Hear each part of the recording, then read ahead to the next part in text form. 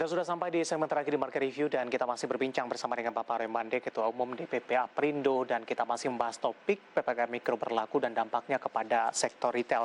Pak Roy, secara keseluruhan tadi Anda jelaskan penerapan PPKM Mikro ini dinilai positif oleh anggota Aprindo. Pemberlakuannya di Jawa dan Bali, Pak, ini seberapa signifikan kontribusi kedua wilayah ini bagi sektor retail Indonesia secara keseluruhan, Pak Roy? Ya, kita ketahui bahwa Jawa Bali ini merupakan sentra ekonomi di Indonesia ya. Artinya daerah-daerah lain juga mengacu kepada bagaimana kejadian ataupun pergerakan yang terjadi di Jawa Bali. Nah, dengan PPKM Mikro ini, Jawa Bali ini tentunya diharapkan ini dapat mengkontribusi kepada pertumbuhan tidak hanya retail tapi pertumbuhan ekonomi. Kita tahu bahwa kemarin sudah dirilis 2020 kita bangsa kita Indonesia minus 2,07% ya, dan retail kita, industri retail kita hitung masih ada positif, tapi tergerus hampir sekitar 85% dari tahun 2019. Jadi kita berada di angka 1,5% positif pertumbuhan retail ya dari tahun 2019 sekitar 7,8 sampai 8%. Nah, tahun 2020 ini, jadi apa yang dilakukan terjadi di Jawa Bali ini tentu akan memproses untuk pergerakan ekonomi dan kesehatan ini dapat sama-sama paralel berjalan. Apalagi vaksin mudah-mudahan dapat segera disebarluaskan kepada masyarakat, sehingga diharapkan di semester kedua ini sudah mulai ada, belum recovery tapi sudah ada tanda-tanda perbaikan dari sisi retail maupun juga ekonomi.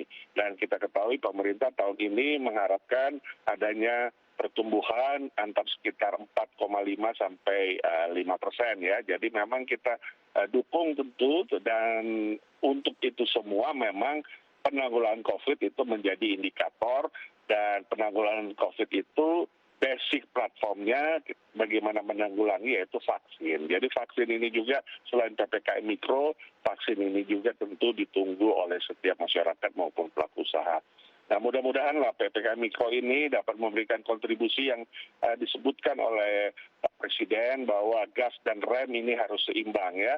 Kesehatan harus diutamakan, tapi ekonomi juga tidak bisa ditinggalkan karena yang membuat kehidupan, makan, minum, dan lain sebagainya kita bisa beraktivitas karena ada kegiatan ekonomi. Jadi ya kesehatan dan keselamatan perlu sama-sama, tapi tetap dijalankan dengan konsisten 3M, dan pemerintah melakukan konsisten juga 3T, dan PPKM Mikro ini kita sukseskan bersama. Mudah-mudahan ekonomi bergerak, retail juga dapat berkontribusi bagi konsumsi sebagai poin pembentuk pertumbuhan domestik bruto kita, dan kita dapat segera bertumbuh kembali sesuai dengan apa yang diharapkan. Ya, Pak Roy, ada kecenderungan industri retail akan cenderung lebih baik atau mengalami perbaikan di 2021 dibandingkan dengan 2020? Ya, jelas.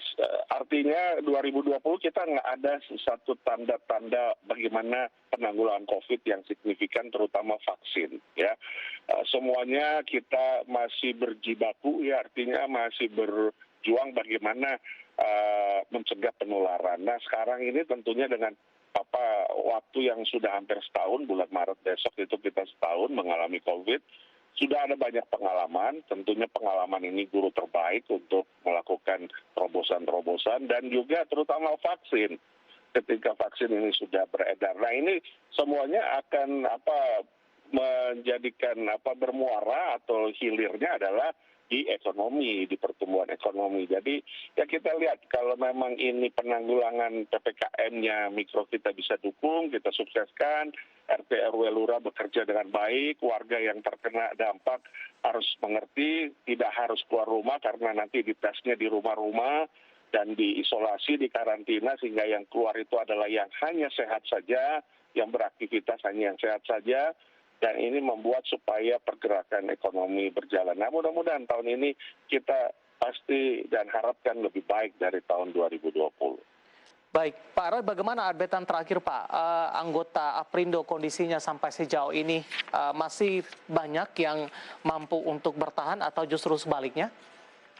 Ya, justru ya sekarang ini kita masih berjuang karena memang vaksinasinya kan belum sampai masyarakat ya, sampai ke pelaku usaha juga belum. Artinya begini, kita berjuang sementara kita menjaga kesehatan, mengutamakan kesehatan, tapi terus beroperasi untuk tetap bisa menggerakkan sektor usaha, artinya retail modern kita ini. Nah, sampai hari ini beberapa anggota memang sudah menggunakan equity fund ya. Reserve fund itu biasanya cuma 6 sampai 8 bulan, sementara kita ini sudah terdampak sudah hampir tinggal sebulan lagi, setahun ya. Jadi memang efisiensi menjadi jurus kunci yang utama ya. Tetapi efisiensi ini perlu diketahui juga akan berdampak kepada tenaga kerja ya, semakin banyak yang dirumahkan tentunya, dan juga ada beberapa yang harus di PHK. Beberapa anggota kita melaporkan karena memang ketidakmampuan operasional daripada si pelaku usaha atau si retail. Oleh karenanya kemarin kita miris sekali ketika adanya pandangan bahwa lockdown parsial menjadi jalan keluar untuk penanggulangan COVID. Padahal juga itu tidak signifikan ya, kami nilai tidak efektif, sehingga kalau dilakukan seperti itu makin akan banyak lagi yang berkelimpangan, dan tentunya itu membuat kesulitan bagi masyarakat untuk memenuhi kebutuhannya, makan, minum, dan pokok sehari-hari, serta juga kontribusi bagi konsumsi. Jadi situasi sekarang memang masih prihatin, Pak David, tetapi prihatin yang optimis. Artinya karena kita melihat, kita mengapresiasi Pak Presiden yang terus-menerus mendorong Menteri Kabinetnya dan juga Satuan Tugas COVID untuk bagaimana merealisasikan penanggulangan COVID yang optimal dengan PPKM Mikro dan juga vaksin yang segera dapat disalurkan. Ya, Pak Roy, dengan adanya PPKM Mikro ini memberikan angin segar begitu Pak bagi industri retail yang ada di Indonesia begitu, dengan perpanjangan jam operasional. Dalam hal ini Pak Roy, keinginan masyarakat untuk keluar rumah masih merasakan kekhawatiran tertentu. Ada strategi tidak Pak bagi anggota Aprindo dengan perpanjangan jadwal operasional mal ini juga bisa menarik minat dari masyarakat untuk tetap berkunjung ke pusat perbelanjaan?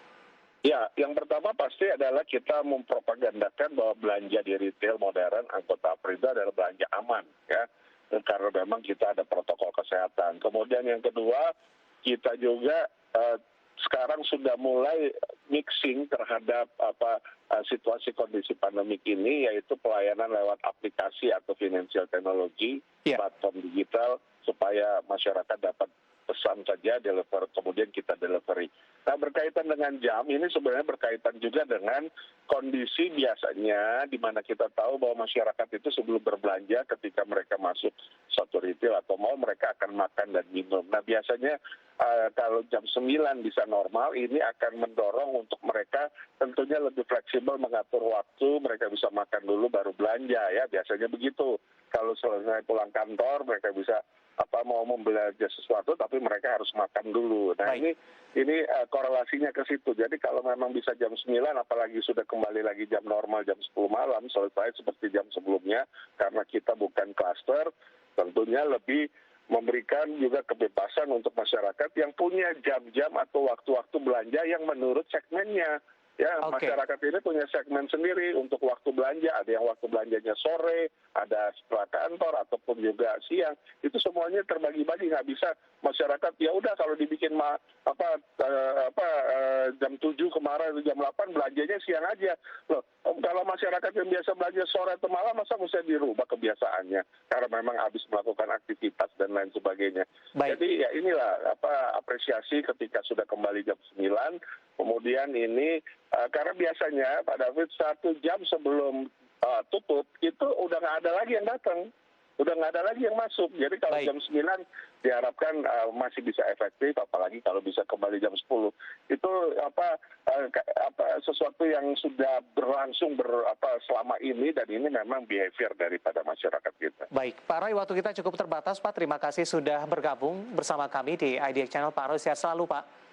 Terima kasih, salam sehat Pak David. Terima kasih, ada Bapak Aremande, Ketua Umum DPP Aprindo, dan perbincangan tadi sekaligus mengakhiri kebersamaan kita di Market Review kali ini. Akhirnya saya Devisan Oval dan seluruh kerabat kerja petugas mengucapkan terima kasih dan sampai berjumpa kembali.